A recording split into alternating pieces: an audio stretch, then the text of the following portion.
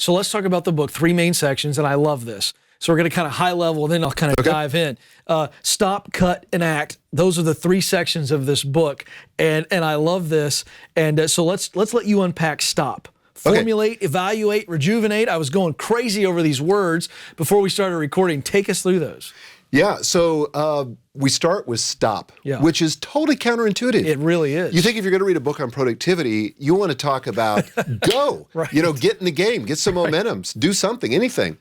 But stop. And that's because reflection, stopping and thinking about our work is one of those critical things we can do, and yet it's not very highly esteemed in our culture, right? And so one of the things that I talk about in that book, or in the first chapter in that section, is to formulate, that's the name of the chapter title, to formulate a vision for what your life is going to be like when you adopt this productivity system. Here's the deal, Ken. Productivity is not an end in itself. Right. You know, the goal is not just to do more. And this is how it is for so many people. You know, they're working a 12-hour day. They go to a productivity seminar, have some productivity hacks. Now they've whittled it back to 8. Why? So they've got some margin in their life? No, so they can fill it back up with work. Right. So it just never stops. It's total work. So I think my premise is that productivity is a means to an end, specifically the end being freedom. And I talk about in that chapter 4 different kinds of freedom. First of all, the freedom to focus. I mean, we're so distracted, so interrupted. It's hard to focus for long enough to do the creative work that really moves our businesses and our personal lives forward. So the freedom to focus. The freedom to be totally present. How many meetings have you sat in a business, probably not here at Ramsey Solutions, but in a meeting where people are distracted by what's going on at home and they're not present in the meeting that they're attending? Yeah. Or worse, you're out to dinner and you see somebody, a couple, across the restaurant, and their heads are in their devices. That's right. They're not present. Or at a Little League game, and the dad's not present with his kid, but he's somewhere else. So the freedom to be present. The freedom to be spontaneous. Our lives are so scheduled, so booked. There's no white space. Yes. I want to be able to stop what I'm doing when the grandkids come over. Right. And give them my full attention. Right.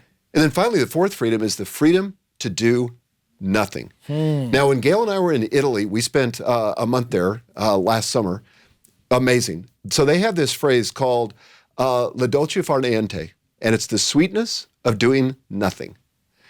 And the great thing about doing nothing, about that freedom, is that's when some of your breakthrough ideas come.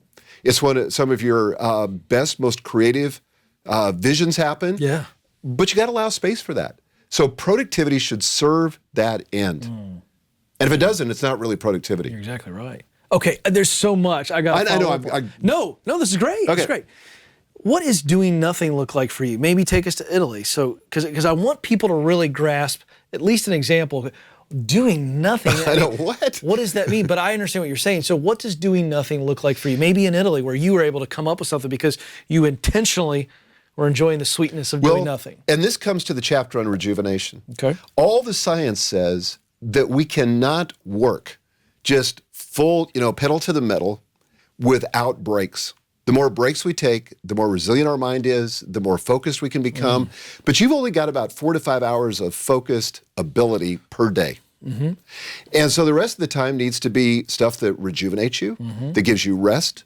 And for me, it might be as simple as rest. There's nothing that impacts your productivity more than a good night's sleep. Right.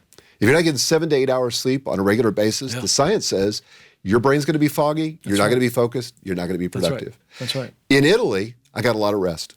First of all, I have some rules around my sabbatical and around my vacations and even my weekends. I don't think about work. I don't read about work. I don't talk about work.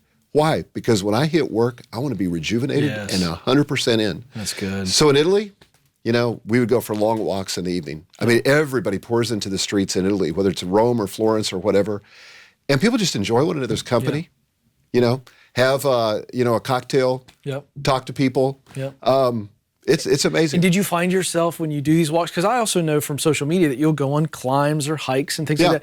And so, in essence, you're hiking, climbing, or walking with Gail, but it's not like you're engaged in anything other than I'm just here. I'm just here, just talking with her. Do you find thoughts kind of just... They kind of pop up all over the place? Well, think about this. When does the breakthrough thinking typically happen? You're in the shower, right? Yes, or behind the wheel of a car for me. Or in an airplane at 35,000 feet. That's another one. That's right. It's usually a time when you're the most relaxed. Yeah. And again, the brain science supports that. So we have to consciously and intentionally put ourselves in those environments where we can relax. We just can't be always on.